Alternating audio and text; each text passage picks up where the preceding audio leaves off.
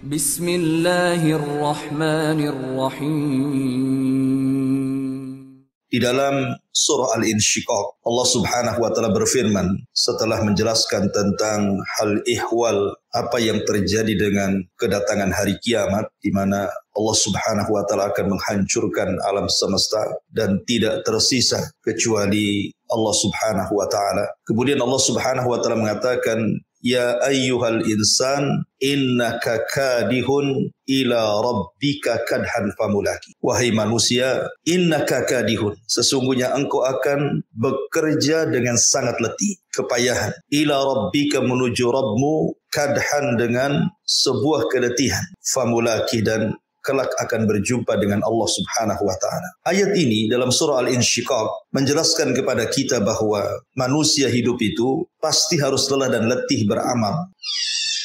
Makanya Allah Subhanahu wa taala di dalam Al-Qur'anul Karim mengatakan, fa idza faragta fansab. Apabila Anda sudah melakukan amal soleh, kemudian selesai, maka beralihlah kepada amal soleh yang lain. Tetapi terkadang manusia dilupakan bahwa dia sedang berjalan menuju Allah Subhanahu wa taala. Terkadang manusia dilalaikan kalau dia sedang melakukan safar menuju Allah Subhanahu wa taala. Sehingga tak jarang di antara kita yang kemudian menghabiskan waktu-waktunya bukan untuk ketaatan kepada Allah. Lupa salat, lupa zikir, lupa baca Quran, cenderung melakukan maksiat kepada Allah Subhanahu wa taala, dan begitu seterusnya. Tapi di sana ada orang-orang yang subhanallah menghabiskan waktu-waktunya untuk beribadah kepada Allah Subhanahu wa taala. Salat tepat waktu, walaupun dia bekerja lisannya terus berzikir kepada Allah Subhanahu wa taala dan beristighfar. Dia pun meluangkan waktu untuk membaca Al-Qur'an, birrul walidain, menyambung silaturahim, dan macam-macam. Ya, karena manusia itu pasti akan kembali kepada Allah Subhanahu wa taala. Inna lillahi wa inna ilaihi raji'un. Kepada Allah lah, dari Allah lah kita ada, dan kepada Allah lah kita kembali. Ma'asyiral muslimin wal muslimat, ibu bapak yang dimuliakan Allah Subhanahu wa taala. Setiap manusia pasti ditakdirkan ada kematiannya. Makanya Allah Subhanahu wa taala berfirman, kullu nafsin dha'iqatul maut. Setiap jiwa itu pasti mengalami kematian. Para pendahulu kita, para nabi dan rasul, para sahabat nabi, para ulama, mereka orang-orang mulia, namun mereka pun disentuh dengan kematian. Apalagi kita. Nabi SAW sampai membatasi umur umat Islam itu, kata Nabi SAW, a'maru ummati baina sittina wa sab'in. Bahwa usia umatku ini, kata Rasul, hanya sekitar 60 sampai 70 tahun saja, dan sedikit yang melewati itu. Artinya setiap kita pasti akan mengalami kematian, dan setiap orang yang mengalami kematian pasti berjumpa dengan Allah Subhanahu wa taala. Ada yang berjumpa dengan Allah Subhanahu wa taala dan Allah pun senang dengan kita. Tetapi ada orang-orang yang berjumpa dengan Allah dan Allah murka kepada kita, na'udzubillah. Nabi SAW sampai mengatakan, man ahabba liqa Allah ahabballahu liqa'ah, wa man kariha liqa Allah karihallahu liqa'ah. Barang siapa yang senang, bahagia, hendak berjumpa dengan Allah Subhanahu wa taala, maka Allah Subhanahu wa taala akan senang dan bahagia berjumpa dengan kita. Tapi barang siapa yang benci berjumpa dengan Allah Subhanahu wa taala, maka Allah pun akan murka dan tidak suka berjumpa dengan kita.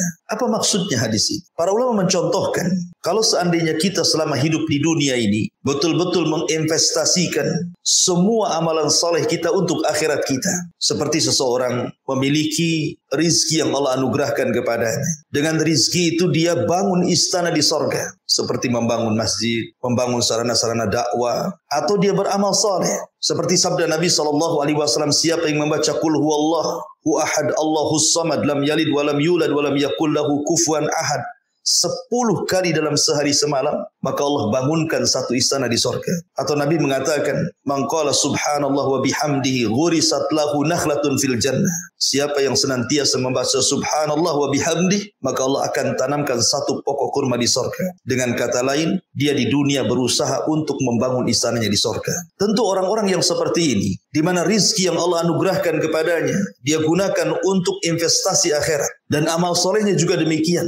Maka orang-orang yang seperti ini ketika meninggal dunia, sakaratul maut, maka dia ingin cepat berjumpa dengan Allah. Karena dia ingin cepat masuk ke istananya di sorga, masuk ke taman-tamannya di sorga, masuk ke keindahan di sorga dan nikmat Allah yang tiada tara di sorga. Tapi sebaliknya, orang yang hartanya diinvestasikan di dunia, dia tidak sayang dengan fuqara wal masakin. Dia tidak sayang dengan anak-anak yatim. Dia tidak sayang dengan orang-orang yang tidak mampu. Dia tidak pernah menyumbang pembangunan masjid, pembangunan madrasah. Dia tidak pernah berzikir. Dia tidak pernah baca Quran. Hidupnya bergelimang dengan kemaksiatan. Hanya berpoya-poya membangun istananya di dunia. Maka orang yang seperti ini akan sulit untuk berjumpa dengan Allah. Orang seperti ini akan benci berjumpa dengan Allah. Karena dia harus meninggalkan rumahnya. Dia harus meninggalkan kebunnya. Dia harus meninggalkan ATM-nya. Dia harus meninggalkan kekayaannya. Sehingga ketika dia tidak mau berjumpa dengan Allah, Allah pun murka kepada dia. Ma'asyiral muslimin wal muslimat rahimani wa rahimakumullah. Sehingga ketika Allah katakan, ya ayyuhal insan innaka kadihun ila rabbika kadhan famulaki. Bahwa setiap manusia pasti berjumpa dengan Allah. Perjumpaan kita dengan Allah itu ada di 4 tempat. 2 di dunia dan 2 di akhirat. Siapa yang sering berjumpa Allah di dunia, maka dia akan sering berjumpa dengan Allah di akhirat. Siapa yang tidak sering berjumpa dengan Allah di dunia, maka jangan harap dia bisa berjumpa Allah di akhirat. Pertama, perjumpaan kita dengan Allah di dunia saat kita sholat. Itulah kita sedang bermunajat dengan Allah. Itulah kita sedang berjumpa dengan Allah subhanahu wa ta'ala.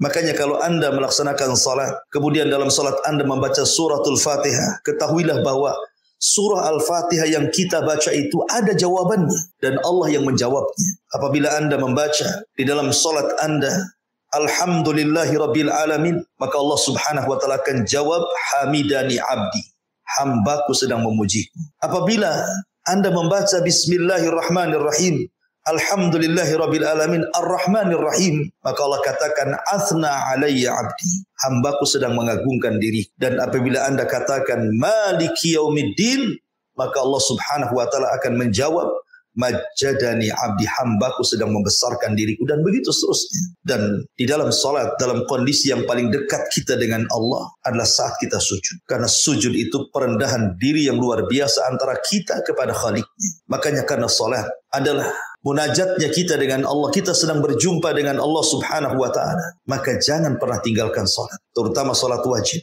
Kalau bisa kita tambah dengan salat-salat sunnah. Sampai-sampai Nabi SAW mengatakan, waju'ilat qurratu ainin li fis salati. Dan Allah jadikan penyejuk mata untukku adalah salatku. Bahkan dia mengatakan kepada Bilal, ya Bilal arihna bis salat, wahai Bilal, marilah kita istirahat dengan Allah, marilah kita beristirahat dalam salat supaya kita bisa berjumpa dengan Allah subhanahu wa ta'ala. Jadi salat itu adalah perjumpaan kita di dunia. Maka siapa yang banyak melaksanakan salat, baik wajibnya atau yang sunnahnya, maka dia akan banyak berjumpa dengan Allah di akhirat. Maka jangan pernah tinggalkan salat. Kemudian yang kedua, perjumpaan kita dengan Allah saat ruh kita dicabut oleh malaikat. Dalam hadis Bara bin Azib radhiyallahu anhu, ketika ruhnya seorang mukmin itu dicabut, maka ada 3 para malaikat utusan Allah yang datang. 1 membawa kain kafan, 1 membawa hanut minyak wangi dari sorga, dan 1 membisikkan di telinganya dengan bisikan yang indah.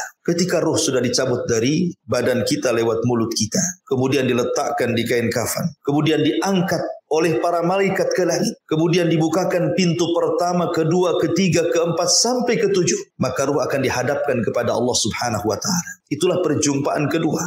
Ruh ini akan dihadapkan ke hadapan Allah dengan catatan yang mengikutinya. Maka Allah subhanahu wa ta'ala katakan, angkat catatannya, letakkan di tempat yang paling tinggi di sorga, dan kembalikan ruhnya ke dalam jasadnya. Maka ruh itu setelah berjumpa dengan Allah, kemudian dikembalikan ke dalam jasadnya.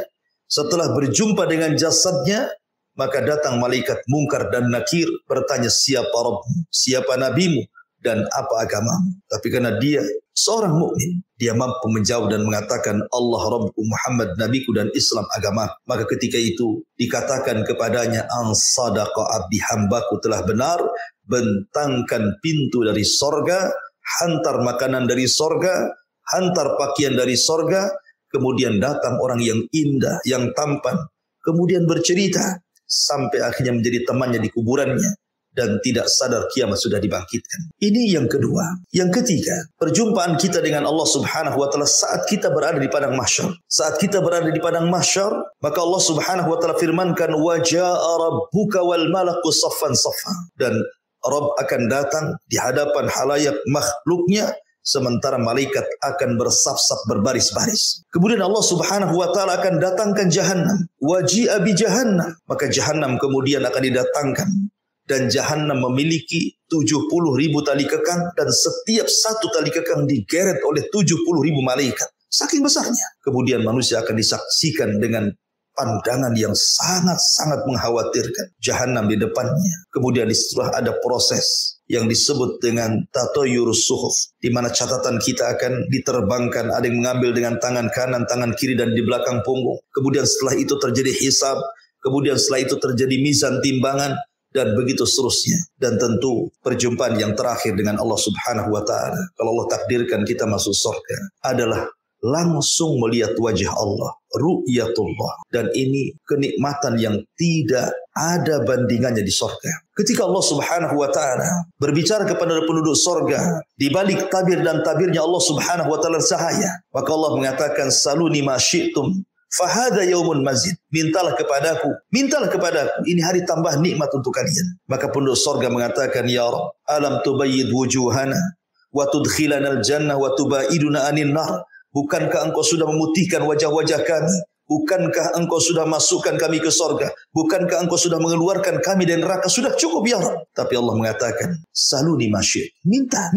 Maka kemudian mereka meminta agar Allah meridai mereka tinggal di sorga. Dan Allah tidak pernah murka sedikit pun. Karena kalau Allah murka maka nasibnya sama dengan Adam, dikeluarkan dari surga. Kemudian permintaan yang kedua agar mereka bisa melihat wajah Allah. Karena Nabi Musa pernah melihat wajah Allah di dunia, meminta untuk dilihatkan wajah Allah di dunia. Allah katakan, lan tarani, engkau tidak bisa melihat. Akhirnya kemudian Allah singkap tabirnya, dan tabir Allah cahaya. Tiba-tiba semua penduduk surga melihat Allah Subhanahu wa taala. Mereka mengatakan, demi Allah, tidak ada kenikmatan yang lebih besar dibandingkan ru'yatullah, melihatnya kita kepada Allah Subhanahu wa taala. Maka barang siapa yang selalu berjumpa dalam salat di dunia, maka di akhirat kelak di sorga kita paling sering berjumpa dan melihat wajah Allah Subhanahu wa taala.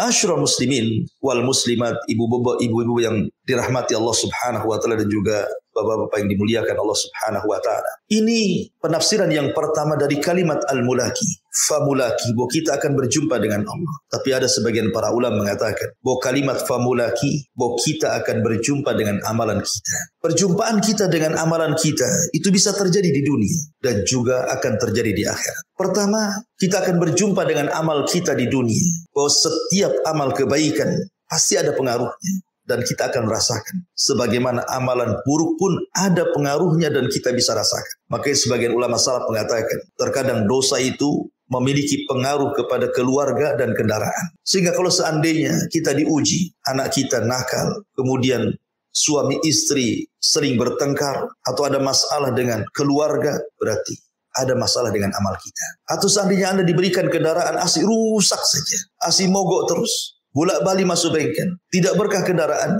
berarti ada masalah dengan amalan kita. Sebab kalau amalan kita baik, pasti Allah akan berkahi keluarganya, Allah berkahi anak-anaknya, Allah berkahi orang tuanya, Allah berkahi tetangganya, bahkan Allah berkahi juga sampai kepada kendaraan. Tapi kalau seandainya kita suka maksiat kepada Allah Azza wa Jalla, maka terkadang pengaruh maksiat itu menjadikan anak-anak menjadi nakal, pasangan suami istri bertengkar dan akhirnya berakhir dengan perceraian, bermasalah, bertengkar selalu dengan tetangganya, kendaraan asik bolak-balik mogok dan rusak dan begitu seterusnya. Karena amalan itu bisa kita rasakan ada di dunia hasilnya. Dan Anda bisa coba Anda 1 bulan ini betul-betul tutup keran maksiat, buka keran ibadah, buka keran amal saleh, maka Anda akan merasakan kelezatan hidup di dunia ini. Tapi kalau sebaliknya, Anda buka keran maksiat dalam 1 bulan, maka kehidupan Anda tidak akan pernah tenang. Saya garanti tidak akan pernah tenang, karena maksiat itu membawa pengaruh keburukan.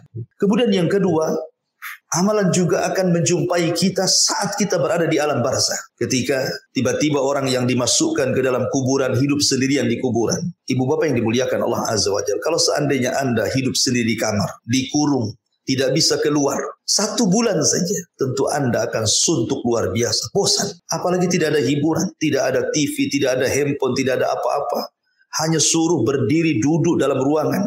1 bulan saja, mungkin Anda stres. Macam mana orang yang masuk kuburan, sendirian dalam kuburan, menunggu kiamat dibangkitkan. Coba Anda renungkan. Anda tidak ada kawan di situ. Sendirian di dalam kuburan, menunggu kiamat. Sementara orang yang meninggal sejak zaman Adam sampai hari ini, kiamat tidak dikiamat-kiamatkan. Atau dari zaman Nabi SAW meninggal sampai hari ini, kiamat pun tidak kunjung datang. Berapa lama dia harus tinggal di kuburan? Tetapi bagi orang-orang yang beriman, tiba-tiba datang seorang yang tampan, seseorang yang wangi, seseorang yang menyenangkan, seseorang yang ganteng, mengasihkan. Tiba-tiba datang. Kemudian ngajak bicara, ngajak ngobrol. Kemudian tanpa sadar tiba-tiba kiamat dibangkitkan. Dan orang ini memberitahu bahwa Allah sudah memerintahkan Israfil untuk meniupkan sangkakalanya. Dia sangka di kuburan dia itu sudah lama. Baru sebentar, padahal sudah lama. Maka dia pun mengatakan, Ya Rab, aqimis sa'ah, Ya Rab. Tegakkan kiamat. Karena saya bisa kembali, biar saya bisa kembali menemui keluargaku, istanaku, dan hartaku, maksudnya di surga. Tapi kalau dia tidak beriman, banyak melakukan dosa, banyak melakukan maksiat, justru temannya adalah orang yang paling buruk, yang tuli, yang buta, yang menyeramkan, yang di tangannya ada gada yang setiap hari memukul kita. Seandainya kita dalam ruangan tidak disiksa pun kita sudah boring, apalagi dihadapkan dengan orang yang menyiksa kita dalam ruangan itu. Dan itulah gambaran yang akan terjadi dalam kuburan, na'udzubillah. Kemudian kelak di padang mahsyar, kita pun akan menjumpai amalan kita. Ketika Allah Subhanahu wa taala kemudian terbangkan catatan-catatan amal kita, maka ada orang yang mengambil dengan tangan kanannya, dengan tangan kirinya, di balik punggungnya, dan itu menunjukkan bahwa seseorang akan mengetahui dan mendapatkan amalannya. Bahkan ketika ditimbang, kalau seandainya catatan kebaikannya yang berat, maka timbangan itu akan memberatkan dirinya. Tapi kalau ringan, maka Allah mengatakan, فَأَمَّا مَنْ ثَقُلَتْ مَوَازِينُهُ فَهُوَ فِي عِيشَةٍ رَاضِيَةٍ وَأَمَّا مَنْ خَفَّتْ مَوَازِينُهُ فَأُمُّهُ هَاوِيَةٌ وَمَا أَدْرَاكَ مَا هِيَ نَارٌ حَامِيَةٌ. Kalau timbangannya baik, maka dia akan diberikan kehidupan yang layak, yang diridai Allah. Dia dimasukkan ke dalam surga. Tapi kalau timbangan baiknya ringan, timbangan buruknya berat, maka dia akan dimasukkan ke neraka hawiyah. Dan tentunya amalan akan kita dapati di dua tempat. Kalau Anda melakukan amal baik, maka Anda pantas mendapatkan surga. Tapi kalau Anda beramal dengan amal keburukan, maka tentu pantas bagi Anda masuk neraka. وَمَنْ يَعْمَلْ مِثْقَالَ ذَرَّةٍ خَيْرًا يَرَهُ وَمَنْ يَعْمَلْ مِثْقَالَ ذَرَّةٍ شَرًّا يَرَهُ. Wallahu a'lam bishawab. Ini yang bisa saya sampaikan materinya.